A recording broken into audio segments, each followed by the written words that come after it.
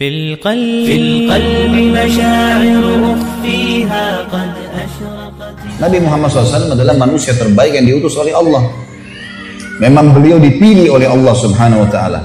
Nabi Muhammad SAW adalah orang yang terkemuka di kaumnya, jalur nasabnya terkenal suci, akhlaknya suci, dan satu kota Mekah meyakini kalau Nabi Muhammad SAW adalah orang yang terpercaya.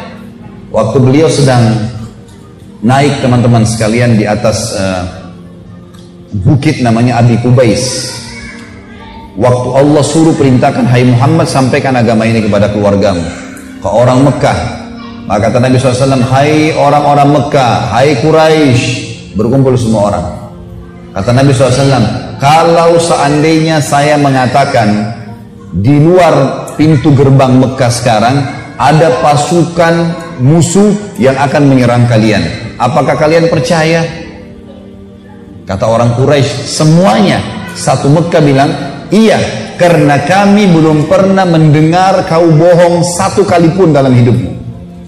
Gak pernah dusta satu kali pun. Kata Nabi SAW, ketahuilah saya utusan Allah, di antara dua tangan saya ada siksaan. Maksudnya yang patuh masuk surga, yang durhaka masuk neraka. Nabi SAW adalah manusia terbaik, jalur nasabnya terkenal paling terbaik, terkenal dari turunan raja-raja Mekah karena Abdul Muttalib kakaknya raja Mekah. Juga fisik sangat sempurna. Kata para ulama, kalau seandainya Yusuf alaihissalam diberikan seperti kegagahan dunia, maka Nabi SAW diberikan seluruh kegagahan dunia. Tidak pernah ada orang yang lihat Nabi SAW tidak suka. Sempurna. Disebutkan dalam riwayat kalau beliau tinggi besar, kekar, tinggi besar dan kekar, gitu kan. Disebutkan jarbu itu tidak terlalu tinggi, tidak terlalu pendek, dan orangnya kekar semuanya. Nabi SAW kekar, memiliki dada yang bidang, pundak yang lebar, perut yang tersusun seperti batu yang keras.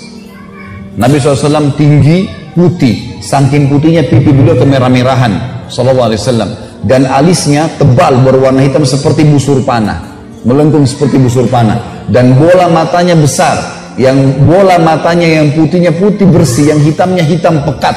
Sampai para sahabat mengatakan kalau kami ingin bercermin di mata Nabi SAW, kami bisa bercermin karena jernihnya. Hidungnya mancung dan lancip.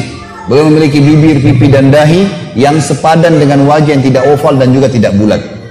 Nabi SAW memiliki rambut tidak keriting, tidak lurus, berombak, yang dibiarkan sampai ke kuping atau ke pundak. Jadi Nabi SAW sangat luar biasa, tinggi, putih, kekar, gagah, segala macam. Akhlaknya jujur, amanah, orang semua percaya. Memang manusia terbaik ini. Sampai salah seorang sahabat namanya Ka'ab radhiyallahu anhu. Ka'ab ini teman-teman sekalian, dalam hadis Bukhari, pernah lagi lewat di depan rumah Nabi SAW, dan kebetulan waktu itu lagi bulan purnama. Kalau kita biasa pertengahan bulan, tanggal 13, 14, 15 Hijriah, biasa kita puasa Ayyamul Bid. Nah itu kalau pada saat itu lagi bulan purnama tuh. Biasanya bulan indah sekali, bagus gitu, bisa dilihat, jadi kayak besar, warnanya kekuning-kuningan gitu. Kata Ka'ab, saya pernah menyaksikan bulan purnama gitu, di depan rumah Nabi SAW. Maka saking indahnya, rasanya saya tidak ingin mengalihkan pandangan mata saya.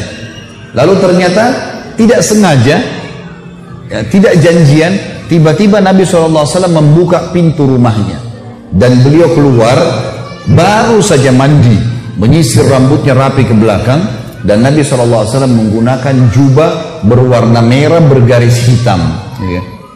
Dan aku menemukan, kata Ka'ab, Nabi SAW lebih indah daripada bulan itu. Sempurna luar biasa secara fisik, secara akhlak sempurna, jalur nasabnya sempurna. Ada orang subhanallah mengidolakan seorang artis, mungkin sudah meninggal dari tahun 60-an pun, dipasang posternya, diikuti cara ngomongnya, diikuti cara langkahnya, mungkin sisiran rambutnya. Kita orang Islam punya idola satu orang saja, Nabi Muhammad SAW. Orang yang dipilih oleh Allah menjadi manusia terbaik. Ini orang bukan main-main. Allah yang memujinya. Allah mengatakan dalam Al-Quran, memastikan kalau memang dia adalah utusannya. Dalam surah Fatih ayat 40, surah nomor 48 ayat 29. A'udzubillahi minasyaitonirrajim. Muhammadur Rasulullah. Muhammad ini benar-benar utusan Allah. Pernah ada satu orang Bapak Ibu sekalian namanya Rukana. Rukana ini pegulat di Mekah ya. Jadi dia bukan dari Mekah, tapi ini masa fase Mekah dulu. Ada satu orang di Jazirah Arab namanya Rukana. Orangnya kekar, tinggi besar. Dia profesinya selalu gulat. Jadi dia datang ke satu suku yang ditantang sama dia. Sampai mau gulat sama saya. Kalau kalah, saya siap menjadi pembantunya selama setahun, gitu-gitulah. Kalau saya menang, kalau dia menang, dia ambil istrinya orang, ngambil hartanya, ngambil anaknya. Itu yang selalu dikerjakan oleh Rukana. Dan tidak pernah kalah gulat, karena orangnya tinggi besar, kekar. Waktu dia dengar Nabi SAW, orang Quraisy lagi punya masalah dengan Nabi di Mekah, dia datangi orang Quraisy, dia bilang, "Hai Quraisy, mau nggak saya permalukan Muhammad buat kalian?" Kata orang Quraisy, "Bagus, buat. Apa yang kalian mau balas? Apa saja kau minta kami kasih. Permalukan dulu Muhammad." Nabi SAW lagi tawaf. Ini si Rukana naik di atas batu tinggi lalu teriak, "Hai Muhammad." Nabi SAW balik, "Kau mau saya beriman? Ikut kamu?" Kata Nabi SAW, "Tentu saja."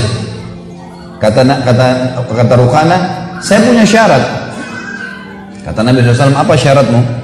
"Kalau kau bisa kalahkan saya bergulat, maka saya akan jadi pengikutmu."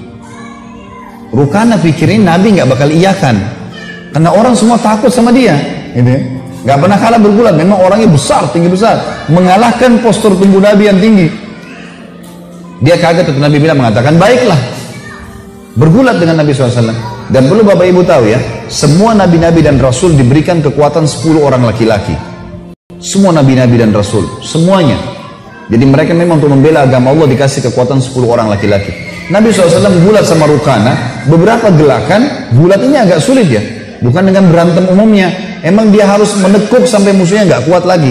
Bukan melukai, bukan memukul wajah, bukan segala. Ditekuk oleh Nabi, nggak bisa bergerak Rukana. Nggak percaya dia. Saya mau tantang lagi, 2 kali, 3 kali, sampai 10 kali Nabi kalahin dia. Dan tidak bisa dalam gulat itu susah, dalam 1 kali gulat itu kemudian 10 kali ditekuk musuhnya tuh luar biasa. Kalah nih Rukana, nggak bisa bergerak.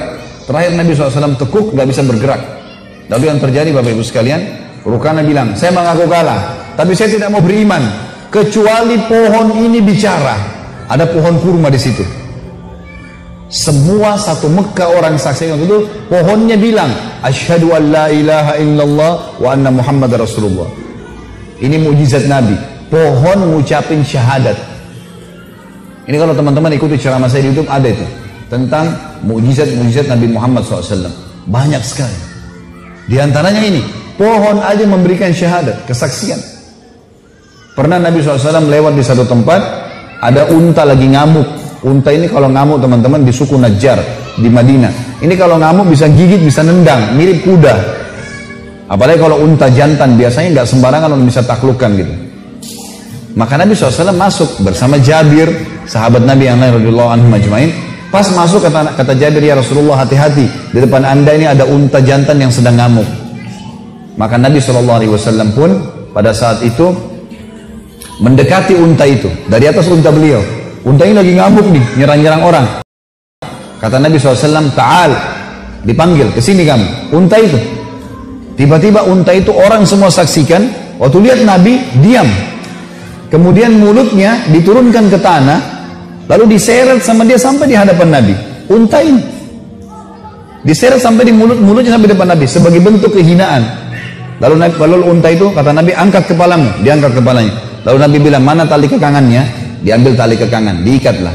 Lalu kata Nabi SAW, "Demi zat Allah yang ubun-ubunku dalam genggamannya, tidak ada sesuatu pun di langit dan di bumi melainkan tahu kalau aku utusan Allah. Mau batu, mau air, mau udara, mau hewan-hewan, tahu semua. Tidak ada sesuatu pun, bisa benda mati, bisa benda hidup dalam mata manusia, di langit dan di bumi, kecuali tahu aku adalah utusan Allah, kecuali pembangkang dari jin dan manusia. Yang lain semua ini beriman sama Allah, gak ada yang tidak tahu itu adalah Rasulullah, gitu kan. Sekarang para ilmuwan pun teman-teman sekalian, para pemikir barat, non muslim juga mengatakan, kalau ya tidak ada pemimpin dunia seperti Muhammad. Dalam 23 tahun dia berjuang di Mekah, 13 tahun, 10 tahun di Madinah, kemudian memiliki pengikut terbanyak di dunia. Ini fakta lapangan semuanya. Dan Allah sudah mengatakan memang. بالقلب مشاعر أخفيها قد أشرقت الشمس عليها عن خطط لم أعبأ فيها ستكون بأيامي فرقا فحياتي قبل الحلقات تيه بضياع بشتات